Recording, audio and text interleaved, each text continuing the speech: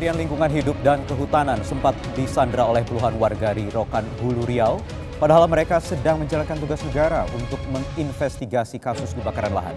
Di mana kewibawaan negara?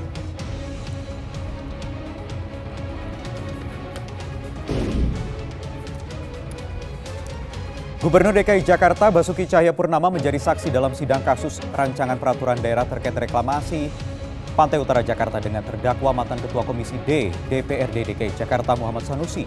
Ahok keberatan mengapa keputusan diskresi tentang kontribusi 15% dari pengembang yang disoal oleh pengacara atau kuasa hukum terdakwa dan bukan mempersoalkan keinginan sejumlah anggota dewan menurunkan nilai kontribusi menjadi 5% yang diduga menjadi pemicu suap.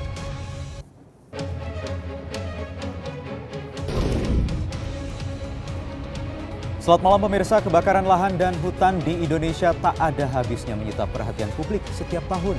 Terakhir, tim investigasi Kementerian Lingkungan Hidup dan Kehutanan yang datang ke lokasi kebakaran di Rokan Hulu Riau bahkan sempat disandra oleh puluhan warga.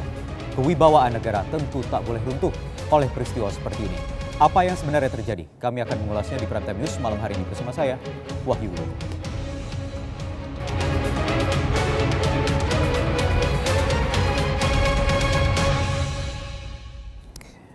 Pemirsa, tim penyidik Kementerian Lingkungan Hidup dan Kehutanan sempat disandra oleh puluhan warga di Rokan Hulu Riau pada Jumat lalu. Padahal saat itu tim tengah menjalankan tugas negara untuk menginvestigasi kasus dugaan kebakaran lahan di kawasan tersebut.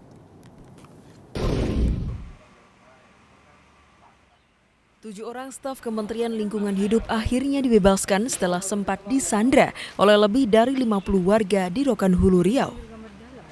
Anggota tim penyidik Kementerian LHK diminta menghapus semua dokumentasi dan segera membuka segel di bekas lahan terbakar milik PT Andika Permata Sawit Lestari. Para anggota tim bahkan sempat diancam akan dibunuh jika menolak memenuhi tuntutan warga. Mereka juga mengaku sebagai kelompok tani tersebut karena terbukti begitu kami disandra, kami berusaha melakukan mediasi dengan nenek mama di daerah tersebut, kepala suku di situ, kepala dusun. Dan memang mereka ini bagian dari perusahaan. Bisa dibilang begitu.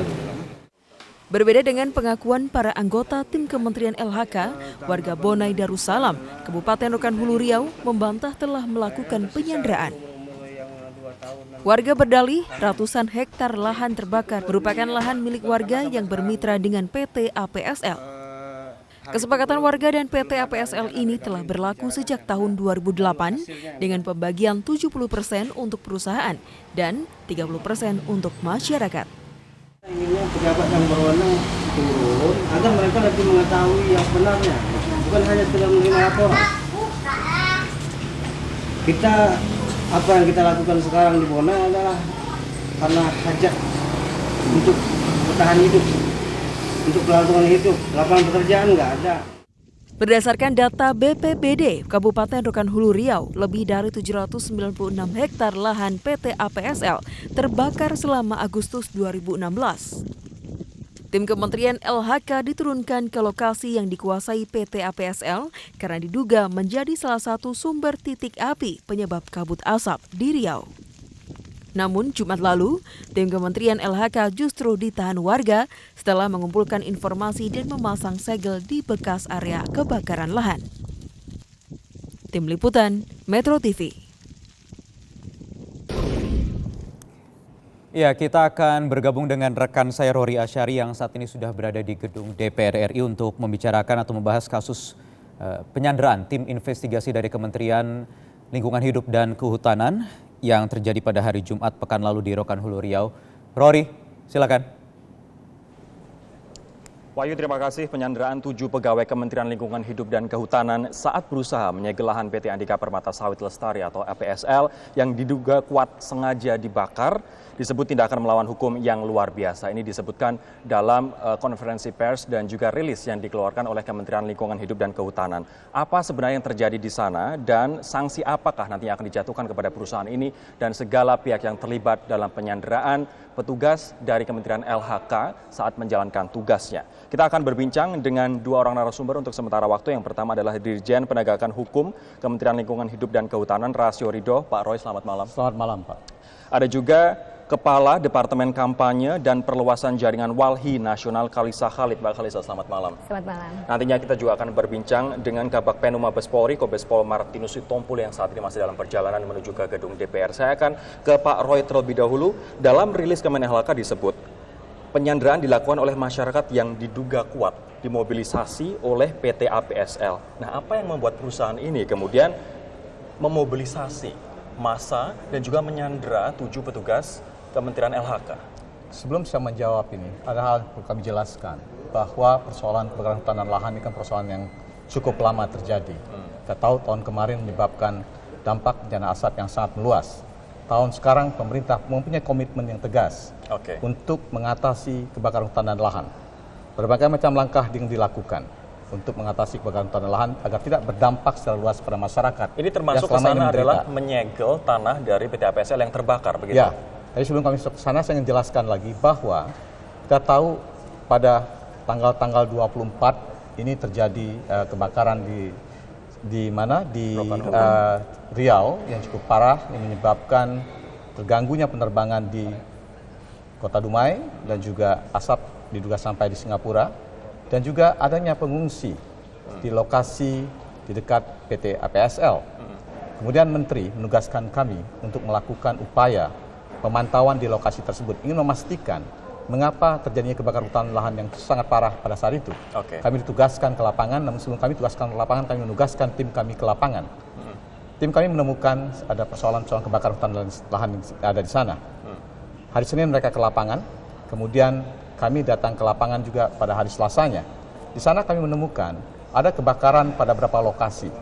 Salah satu lokasi kami temukan kebakaran cukup luas, kayak kawasan hamparan satu kawasan, ini lebih daripada 600 hektar. Kemudian kami masuk lagi ke dalam, itu ada kawasan perkebunan sawit yang diperkirakan terbakarnya lebih daripada 2.000 hektar. 2.000 hektar plus 600 hektar, lahan siapa ini? Ya, lahan ini sebenarnya adalah lahan kawasan hutan yang saat ini dijadikan perkebunan sawit oleh satu kelompok yang kita tidak tahu dari mana, yang difasilitasi oleh PT APSL.